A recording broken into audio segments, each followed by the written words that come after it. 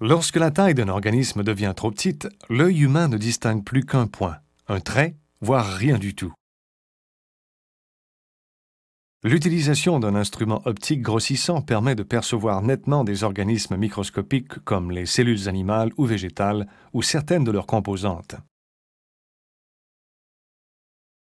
Voici deux microscopes photoniques permettant de donner une image grossie jusqu'à 1000 fois. Celui-ci est de type monoculaire, puisqu'il comporte un seul oculaire, alors que celui que nous utiliserons ici est de type binoculaire.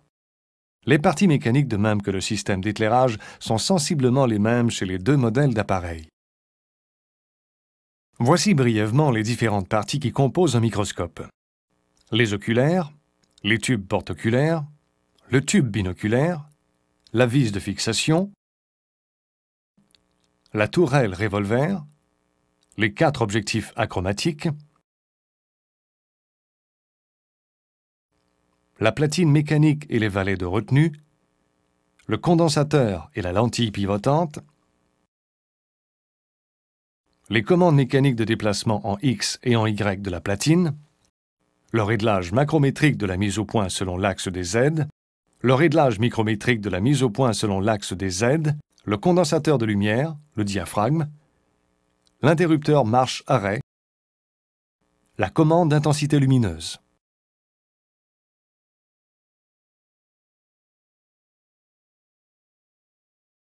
On déplace le microscope avec précaution en le saisissant par la potence et en le soutenant par le pied. On le déplace en le tenant à la verticale avant de le déposer sur la surface de travail. Il arrive fréquemment que les lentilles des oculaires et des objectifs soient poussiéreuses ou qu'elles portent des traces de doigts pouvant brouiller les observations. On doit s'assurer de leur netteté en prenant soin de les nettoyer avec du papier à lentilles et un nettoyeur à lentilles approprié au microscope utilisé.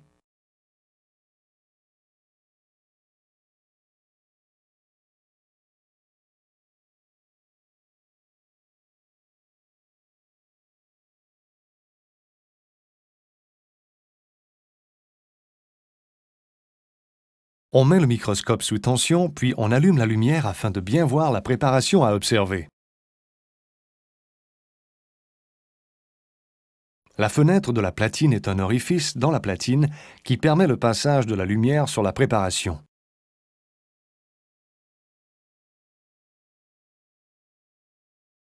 Avant d'amorcer l'observation, on abaisse le condensateur au maximum à l'aide de la vis correspondante. Le système de lentilles du condensateur permet de concentrer un faisceau lumineux plus ou moins large sur la préparation, ce qui améliore la qualité de l'image et diminue la fatigue visuelle. On remontera le condensateur au besoin pour augmenter l'intensité de l'éclairage à plus fort grossissement.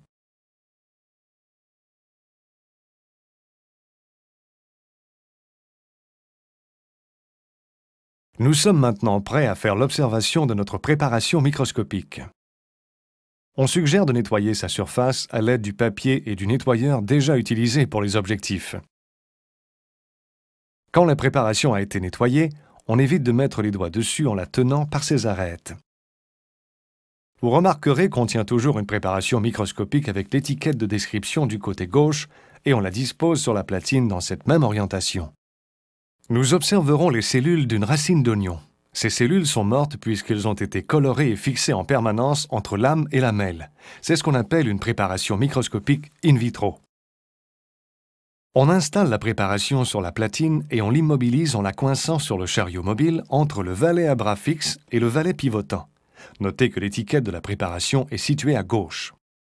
Quand la lame est bien immobilisée, les vis de déplacement du chariot mobile permettent d'aligner la préparation microscopique vis-à-vis de la fenêtre de la platine. Le tube optique porte les systèmes de lentilles qui permettent de voir une image grossie de la préparation. Nos yeux regardent dans les oculaires tandis que les objectifs sont situés près de la platine. Chaque oculaire est doté d'une lentille convergente et biconvexe comme celle d'une loupe. Le facteur de grossissement est fixe et il est inscrit sur la bague qui encercle les oculaires. Ces oculaires ont habituellement un facteur de 10. Un des oculaires contient un pointeur interne qui permet de localiser une structure ou une région précise à observer sur la préparation. Pour regarder dans un microscope, il n'est pas nécessaire de porter ses lunettes correctrices si l'on est myope ou hypermétrope. Toutefois, les astigmates doivent les porter. Dans tous les cas, les yeux doivent se trouver à une certaine distance des oculaires pour éviter que les cils ou les lunettes ne les touchent. Les 4 objectifs sont fixés à la tourelle pivotante.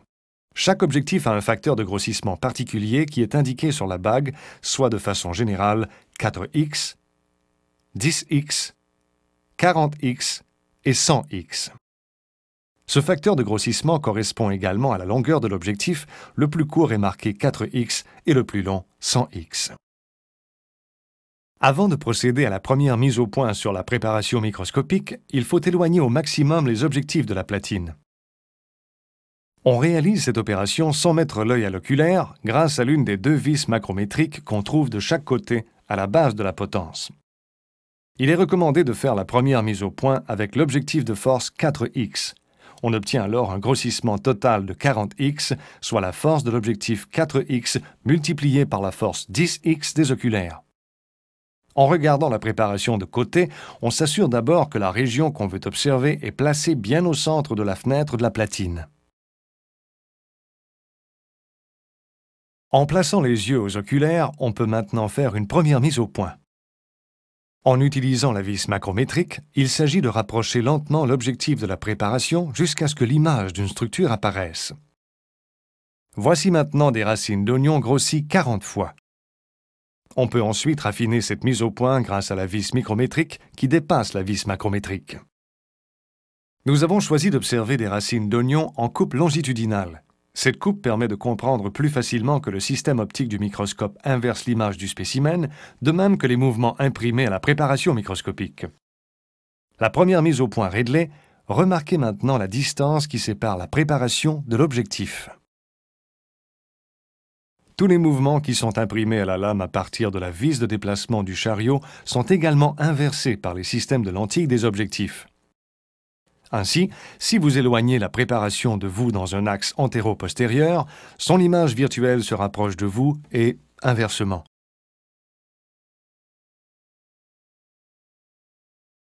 L'observation de racines d'oignon permet de bien montrer l'effet des changements de grossissement sur la dimension du champ visuel observé et sur la résolution des détails. Quand vous déplacez le chariot latéralement, par exemple vers la gauche, vous observez que l'image se déplace en sens inverse du déplacement réel. Cependant, il arrive qu'on désire observer plus en détail des composantes cellulaires ou encore des cellules prokaryotes comme les bactéries qui sont beaucoup plus petites et qui demeurent difficiles à distinguer à 400x. Voici maintenant des racines d'oignon grossies 100 fois, soit 10x pour l'oculaire et 10x pour l'objectif. Pour observer plus précisément les cellules et leur contenu, il nous faudra passer à un plus fort grossissement, en l'occurrence 400x. En général, ce grossissement est suffisant pour observer des cellules eucaryotes et des structures telles que le noyau et les chromosomes en phase de division. La zone des divisions cellulaires qui nous intéresse est située juste au-dessus de l'apex. C'est là que l'on pourra observer des cellules en division et des chromosomes. Il importe d'abord de bien centrer la région de la racine que nous voulons observer à ce grossissement, en balayant latéralement, puis antéro-postérieurement la préparation grâce à la vis de déplacement du chariot. On repère la région qu'on souhaite observer et on la place au centre du champ microscopique. Très important à cause du champ visuel qui rétrécit lorsqu'on passe à un plus fort grossissement. Si on néglige le centrage, il sera difficile de retrouver ce qu'on souhaite observer. Quand la zone à observer est bien centrée dans le champ du microscope, on peut passer au grossissement suivant en faisant pivoter la tourelle pour aligner l'objectif 40x dans la ligne du tube optique. Les microscopes sont construits de telle sorte que si la mise au point à faible grossissement est adéquate, l'ajustement à plus fort grossissement devrait être minime. On ajuste donc la mise au point à l'aide de la vis micrométrique seulement. Dorénavant, on évitera de manipuler la vis macrométrique. Si nécessaire, on fait la mise au point et l'éclairage afin de rendre l'examen visuel confortable. Le diaphragme est situé sous le condensateur. On l'ouvre ou on le ferme en actionnant la tige métallique qui lui est reliée pour augmenter ou diminuer la quantité de lumière sous la préparation.